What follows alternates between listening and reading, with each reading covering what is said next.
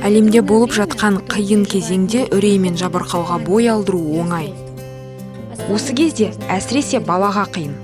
Во время карантина Карантин кезінде құрдастарымен қарым-қатынас жасау мүмкін болмағанда, ол өзін оқшауланған және жалғыз сезінуі мүмкін.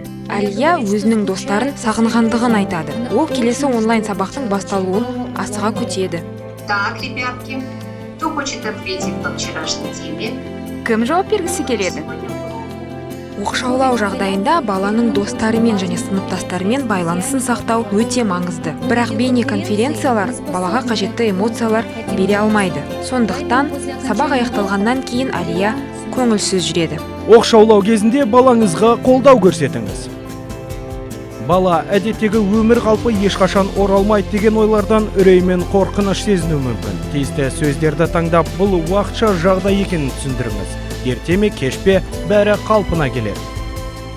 Баланы теріс ойлардан алшақтатыңыз, оны үй жұмысына тартыңыз. Бұл оған жақындарымен көбірек сөйлесуге және өзінің маңыздылығын сезінуге мүмкіндік береді. Баланы өзін-өзі дамытумен айналысуға ынталандырыңыз. Ол пайдалы дағдыларды игерсін, кітап оқысын немесе өлең жаттасын. Жаңа жетістіктер баланың эмоционалды жағдайына жағымды әсер етеді. Өз құрдастарымен үнемі онлайн байланыста болуын қадағалаңыз. Достармен қалыпты уақыт өткізбегендіктен бала өзімен өзі томаға тұйық болуы мүмкін. Алайда шамадан тыс ерік бермеңіз. Компьютерді пайдаланудың нақты кестесін жасаңыз. Жақындарыңызды қорғаңыз және аман болыңыз.